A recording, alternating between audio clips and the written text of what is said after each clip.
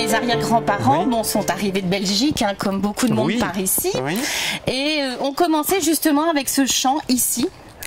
Qui est plein de pierres. Ils ont dû enlever les pierres pour commencer par des légumes. Et ils allaient les vendre en gros avec leurs chevaux à ce moment-là sur ça se passait comme ça. Tourcoing, oui. D'accord. Et donc là, on était en quelle année? Dans les années 1920. J'ai arrêté l'école à 16 ans. Il y aura presque plus de 20 ans. Et puis, maman avait une petite vente au détail de fruits et légumes, mais qui n'était pas suffisante pour moi vivre en plus. On a commencé à produire des fleurs. Et puis, d'année en année, de plus en plus, on a produit parce qu'on s'est rendu compte que on adorait ce métier. Et mon frère, qui est maintenant à l'exploitation, lui, adore encore plus que nous. Donc, tous les ans, on produit de plus en plus des variétés différentes, des couleurs différentes. Toute l'année, donc, on commence avec de la pansée, de la cassotte et du vivace en début de saison. Comme maintenant on est dans la planta massive, donc tout ce qui est bégonia, pétunia, géranium, beaucoup de plantes à balcon, donc tout ce qui est plantes à suspension. On a une douzaine de variétés.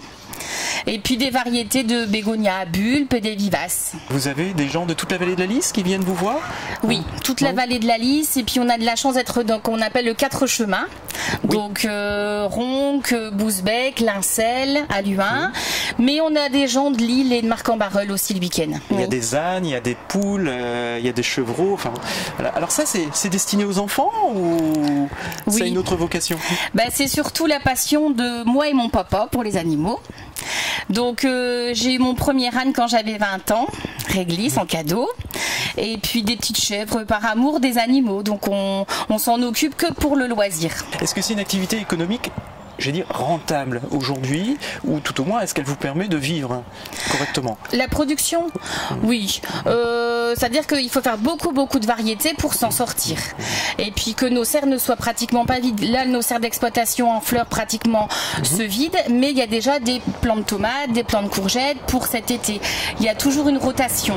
Oui, parce que vous cultivez également les légumes. Hein. Oui, mon mari et moi à la vente et mon frère à la production. On reste sur notre belle lancée. Là, on a trouvé un chemin, une croisière où on s'ennuie pas trop. D'accord. Voilà. On a déjà les pomponnettes qui sont déjà plantées pour la Toussaint, et où on arrose tous les jours, pot par pot. En général, beaucoup de géranium, ça reste la fleur traditionnelle et puis les gens aiment bien.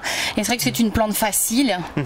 Et après, on a quand même les à côté où les gens demandent de plus en plus de fleurs vivaces.